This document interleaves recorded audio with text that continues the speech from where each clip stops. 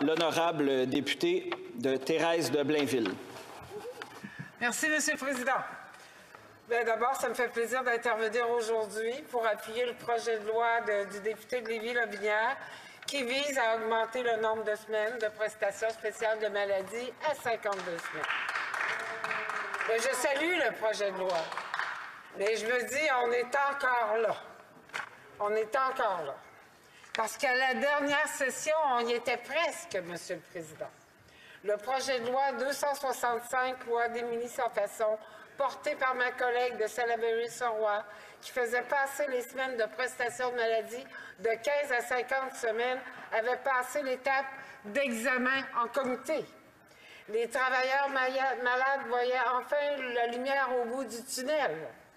Mais comme vous le savez, le projet de loi effectivement demandait la recommandation royale, ce qui n'a jamais été donné. Et donc, par la suite, on n'était devant rien, déclenchement des élections.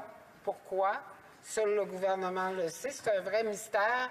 C'est comme le mystère de la caramel, finalement. Mais, monsieur le député de Lévis-Lobinière, je ne le dirai jamais comme vous. Mais après 10 ans de lutte et de multiples projets de loi, qu'on en soit encore là, c'est un scandale! J'étais étonnée que vous ne l'ayez pas dit. Bon, néanmoins, je vais m'efforcer de ne pas trop tomber dans les leçons d'histoire et de regarder vers l'avenir, parce que ce projet de loi, c'est fondamentalement l'histoire. C'est la possibilité pour les travailleurs malades d'anticiper avec optimisme en leur donnant les outils nécessaires à leur guérison dans la dignité. D'abord, chers collègues, appuyer ce projet de loi, c'est avant tout une question de cohérence et d'écoute. La cohérence. Les semaines de prestations de maladie visent à une chose, donner le temps aux travailleurs assurés de guérir, tout en gardant son lien d'emploi et en lui offrant un revenu pour qu'il puisse subvenir à ses besoins. En toute cohérence, ces prestations doivent être adaptées à tout type de maladie. Et certaines demandent plus de temps que d'autres. Or, dès le départ, lorsque les prestations ont été mises en place, c'est 82 % des travailleurs qui devaient prendre plus de 16 semaines pour guérir avant de retourner au travail. Donc, le projet de loi, quand ça a été mis en place avec 15 semaines, il y a 50 ans, c'était déjà défaillant à ce niveau, parce que ça avait été déjà démontré que ça prenait plus que 15 semaines. Fait qu'il me semble que ce serait cohérent d'ajuster cette mesure pour qu'elle corresponde à sa mission première en accordant le nombre nécessaire de semaines pour la guérison de tous les types de maladies. Et le gouvernement s'attarde aujourd'hui à nous parler de science. La science doit nous parler. Mais la science et la recherche, qu'est-ce qu'elle dit actuellement? C'est qu'en moyenne, dans le cas des maladies graves, en moyenne, c'est au moins 40 semaines pour avoir une guérison. Mais là, on est à 15 semaines. L'incohérence du programme, comme je l'ai dit, ça ne date pas d'hier et il faut rectifier le tir. Il y a plusieurs voix aussi qui se sont levées pour dénoncer la situation puis appeler à des changements. Depuis des années, on entend ces voix nous dire que 15 semaines, ce n'est pas assez. Ces voix, le gouvernement doit les entendre.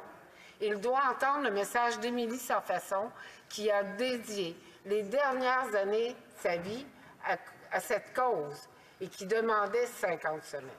Il doit entendre et prendre acte du combat acharné que mène Marie-Hélène Dubé et les 619 000 signatures qu'elle a récoltées pour une augmentation des semaines de maladie.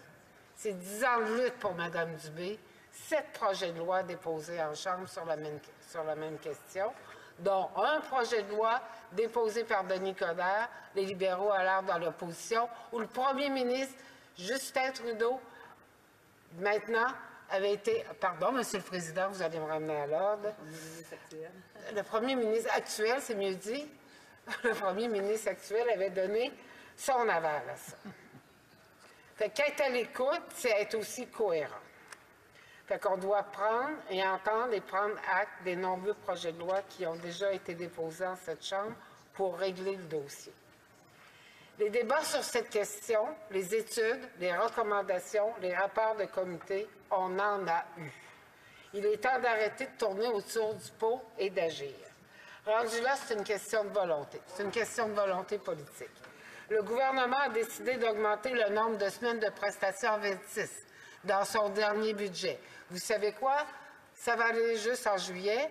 Puis là, on a appris par la ministre de l'Emploi que ça pourra prendre trois mois de plus parce que les systèmes informatiques ne sont pas à point, sont désuets aussi pour adapter ces changements-là. Là, j'ai envie de nous demander pourquoi s'arrêter à 26 semaines?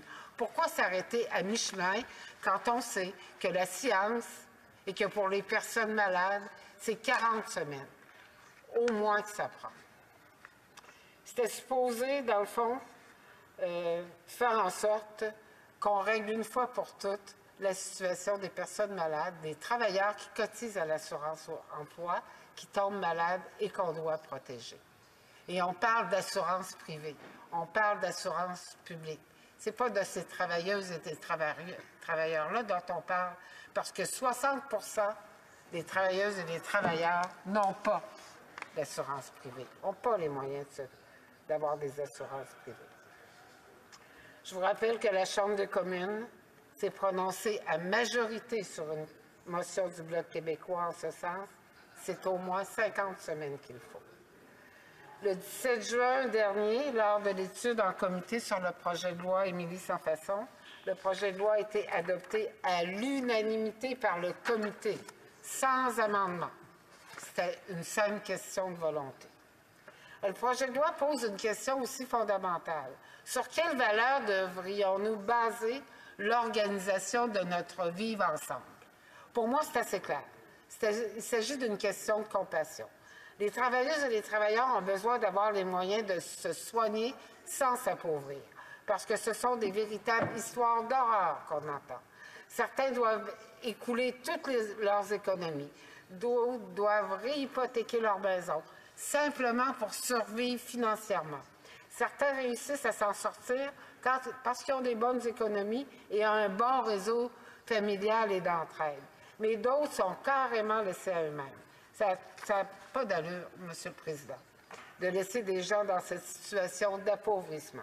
Le gouvernement essaie depuis le début de la session de nous convaincre qu'il doit intervenir en santé, en piétinant les champs de compétences des provinces au passage. Bien là, il y a l'occasion de poser un geste fort qui aura un réel impact sur la santé des gens, tout en restant dans ses propres champs de compétences. Quelle belle opportunité! Est-ce qu'il va la saisir, M. le Président? J'en appelle à notre compassion. Il faut permettre aux travailleuses et aux travailleurs de guérir dans la dignité. C'est une question de justice. Est-ce que je dois rappeler que les montants, c'est l'argent des travailleurs et des employeurs? C'est ça la Caisse d'assurance-emploi. Un travailleur qui a cotisé toute sa vie à son régime et qui tombe malade devrait avoir droit au nombre de semaines suffisant pour se soigner. C'est simple, c'est aussi simple que ça. C'est son argent après tout et c'est juste qu'il y ait accès. Le gouvernement justifie cette demi-mesure avec l'argument des coûts parce qu'il dit que ça coûte trop cher. Ce n'est pas 2 milliards, ce serait 1 milliard. Or, le directeur parlementaire du budget l'a dit. Environ 1,1 milliard de plus par année. Parce que le gouvernement, dans son prochain budget, il y a une occasion. Là. Il va dépenser des milliards dans des considérations qui ne sont pas les siennes. Il doit être capable de mettre 1 milliard pour corriger cette injustice aussi grave envers les travailleuses et les travailleurs malades. Le collègue précédent, je termine, M. le Président, a parlé de la réforme de l'assurance-emploi. Bien, c'est une réforme qui est revendiquée depuis aussi des années. Le gouvernement libéral s'est engagé à le faire en 2015. C'est maintenant qu'il faut le faire. Fait qu'il y a 2 occasions d'agir. Le budget, la réforme d'assurance-emploi, et c'est maintenant, pas demain. Merci, M. le Président.